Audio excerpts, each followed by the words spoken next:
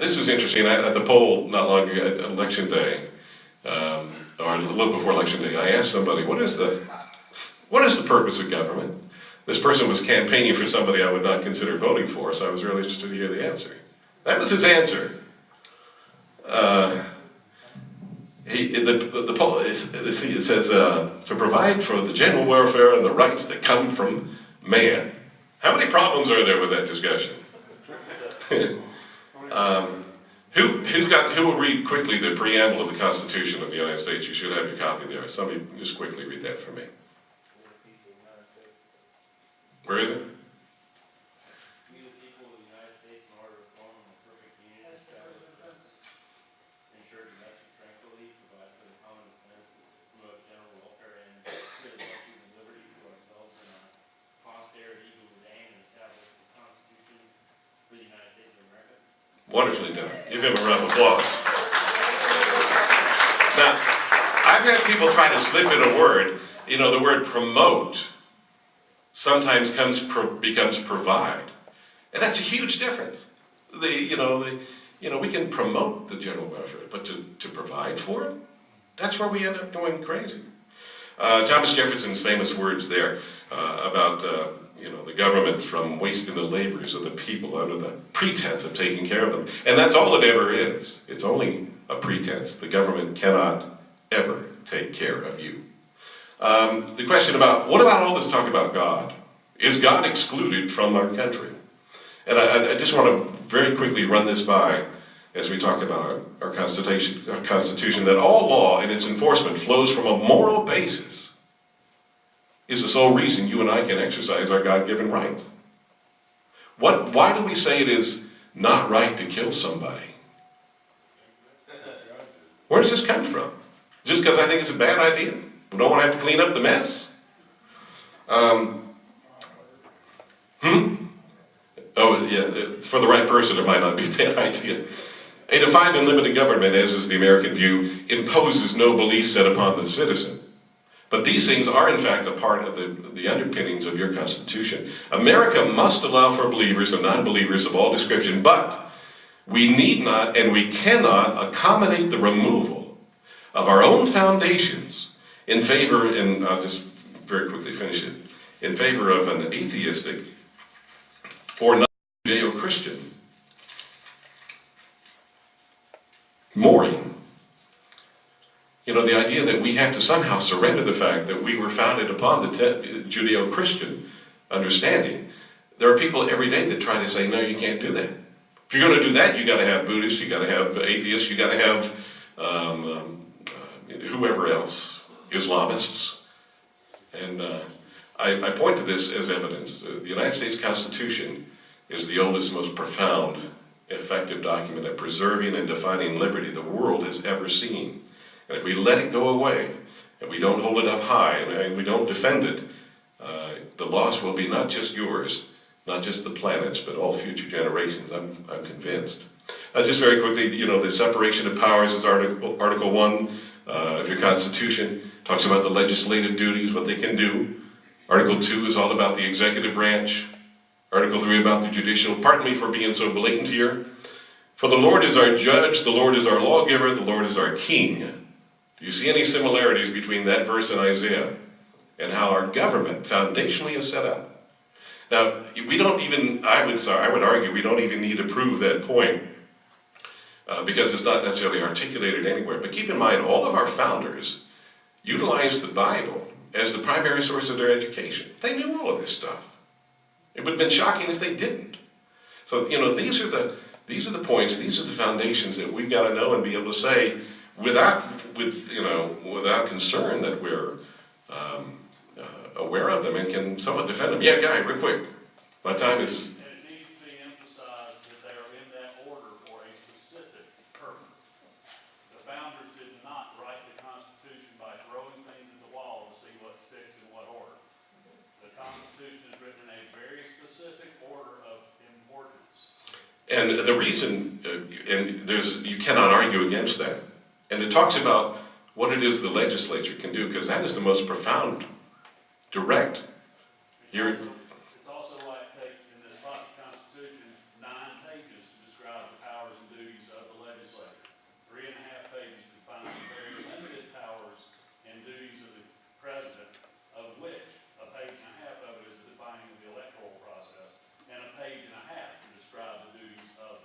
You'll get no argument from me. And we also need to recognize, too, that the supreme law of the land is not a Supreme Court decision, necessarily. It's the Constitution. And if we as citizens, if we as states, we recognize a bad decision, we have to muddle through that. We can't accept it. It may take years, it may take decades. Article 1, Section 8, you often hear referred to, this actually very carefully delineates what it is that is the province of government, what it is it can and cannot do. This is an important point. I want to thank Scott Cunby for helping really clarify this for a lot of folks. Rights, powers, and the job of government. You often hear the term rights applied, and in fact the North Carolina Constitution says you have a right to an education, and that's a little boxy and that's a little odd, because a right is something that if the government takes it away, that meant they provided it, in a sense. So only people have rights. Only governments have powers. Governments don't have rights. The powers come from what? Consent of the governed, right? And ultimately, in our form of government, and again, the American view, our government is God ordained. This is how it is to work. It is with the consent of the governed that we find a way to make it work, and we live in subject to that when it is appropriately applied. The job of government is to what? Secure our rights. Is the job of government to do everything that's doing? This is where we get off. Very quickly, and I think you'll appreciate some of these too. And if you have questions or thoughts, jump in real quick, but the rights that are under assault, and just a handful that kind of hit me in recent headlines. How many of you are familiar with the Hobby Lobby story? Yeah? Real quick, what does it say? You in the red scarf. Well, Hobby Lobby CEO came out, filing a lawsuit to ban the healthcare firm, telling them that they had to provide contraceptives for their clients because based on religion and infringement of the First Amendment. And from my knowledge right now, they ruled against them. They're subject to a $1.43 million per day fine. 500 stores. It's a. Last I heard is it delayed? Last I heard, followed the story, it was still in place, and they were subject to it. Now, whether it would be enforced is another thing. But this is an example of the government. There are three places for the government to live. It can either protect your rights, it can either be neutral to your rights, or it can be hostile to your rights. We have a government that is hostile to your rights, in this case. The Catholic Church is the same thing, the healthcare mandate. Second Amendment damage. I mean, you don't have to look too far to see. Right now there's litigation. Winston-Salem City Parks has about 56 of their 60-some parks are off limits to concealed carry. And there's a lawsuit now that's been filed to say you can't do that. Fourth Amendment damage. Now this is so everywhere you probably don't see it. But anytime you click on an agreement with many times software, when you sign up for a cell phone, when you sign up for cable, when you sign up for certainly your banking, your internet provider, nearly all of them, and if you want to fall asleep, read what they say. They essentially are requesting and demanding you as a matter of service to surrender your Fourth Amendment rights, that expectation of being secure in your papers is no longer yours. And the Supreme Court, by the way, has upheld. A good example is the difference between buying something with cash versus on a credit or debit card. If you buy it with cash, who owns the receipt? You do. If you buy it on a credit or debit card, who owns the receipt? That's right. The card provider owns it. So what's the big deal? It's just a matter of if it's your receipt and you want to keep it, that's the only option you have, because that is already a part of the surrender of every service provider out there that I'm aware of. And some of them can be egregious. All of them, almost all of those say, you also are agreeing to any term changes we make, and you're saying you're going to go along with that. And this is one of those difficult areas we've got to understand a little bit better. These are private enterprises, which I do support. However, in order to engage in commerce in the United States, you pretty much have to go through them. And they are already, a good example, another quick example, the firearms manufacturer that was banked with Bank of America. How many of you saw that story? What happened? You in the blue. Yes. What happened? What happened is that Bank of America slowed down the process of approving the deposits made by customers to an arms seller. And somebody said to him, we don't think you should be selling weapons and ammo over the internet. It wasn't breaking the law, was he? And this was not a fly-by-night or anything like this. These are people that have been doing this for 20 years, and been following all the federal laws and blah, blah, blah. And the Bank of America says, you shouldn't be doing that. That's right. And they literally froze their accounts. And any of you in business, when your accounts get frozen, they can shut you out. Now, and incidentally too, and here's another thing, and my understanding is it's buried, I'm talking to C.L. Gray, it's actually buried in Obamacare. I had an interview on the radio the other day with a firearms manufacturer in Statesville, I guess, tactical, his name is Tim Harwood. And he said, I don't see, Bill, how in the world the government would ever be able to confiscate our weapons. I just don't see how it would happen. How many of you see how it would happen? You get a little notice that says, Mr. Flynn, until we have reason to believe that you have certain firearms that are either banned or are not available for the general public to own right now, until such time as we are satisfied, your accounts will be, you'll be limited to $15 a day withdrawal or whatever. And that already, that's why so much is happening with electronic banking. And these are not conspiracy theories. This is intent. And we already saw just an example as the man in the hat with the blue shirt was telling us that this is going on. The bank in this case made the decision. But the bank also has an agreement with the federal government that may not be healthy for you. Duty of citizenship, and I think this is an important point for us to kind of close out on. We got to know who we are. It is we that are endowed by our Creator with those unalienable rights that are inseparable. It is not the government. We need to stand on that profound understanding. The government is there to protect what I just told you. It is not there to give or to take away those things. Understanding the limitations of government. We got to know what the government is and isn't supposed to do. I was well into my 40s before I got fed up with other people telling me what was constitutional and what isn't constitutional. And I decided to find out for myself, and it's an ongoing journey. And I would encourage each of you to look at doing that as well. We got to hold our public servants accountable to their oath of office, when they're running and when they're elected. And it comes down to this even, it's not just about them violating their oath. Think of it as the honor code. If they are in a situation where they are knowingly complicit in allowing the destruction of our federal government or our Constitution, then it is they who are, in fact, in violation of their oath. We have to enforce that. We have to let our elected officials know that is the expectation. They didn't stand and swear on the Bible to, uphold the executive orders.